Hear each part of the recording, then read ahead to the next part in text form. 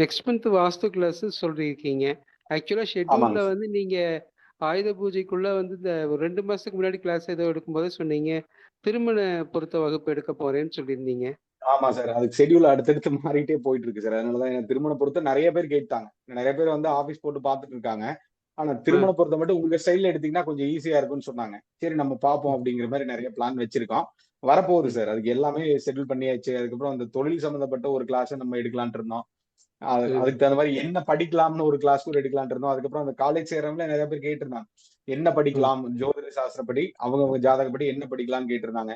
அதெல்லாம் அடுத்த இன்னைக்கு காலேஜ் ஓப்பன் பண்றதுக்கு முன்னாடி கொஞ்சம் நம்ம எடுக்கணும். ஏன்னா நெறைய பேர் ம். கேட்டுருந்தாங்க சார், இது என்ன படிச்சா நல்லா இருக்கும்னு சொல்லி கேட்டாங்க.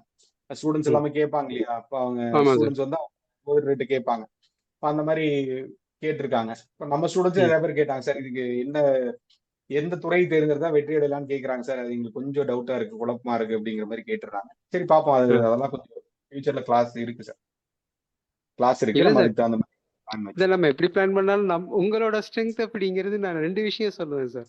ஒண்ணு ம். தாந்திரிக்கு, இன்னொன்னு சூஃபி. உங்ககிட்ட அதான். கத்துக்கிட்ட இந்த 2 விஷயமும் எனக்கு வந்து இன்னைய வரைக்கும் சக்சஸ். அதனால வந்து உண்மதான். இந்த 2 விஷயம் வந்து உங்க ஸ்ட்ரென்த். அதனால எதா இருந்தாலும் அதோட மிங்கிள் ஆகி வர மாரி இருந்ததுன்னா நல்லாருக்கும். பண்ணலாம் சார். உண்மதான். பட் ரொம்ப இந்த ஒரு 2, 3 நாள் சந்தோஷமா இருந்தது.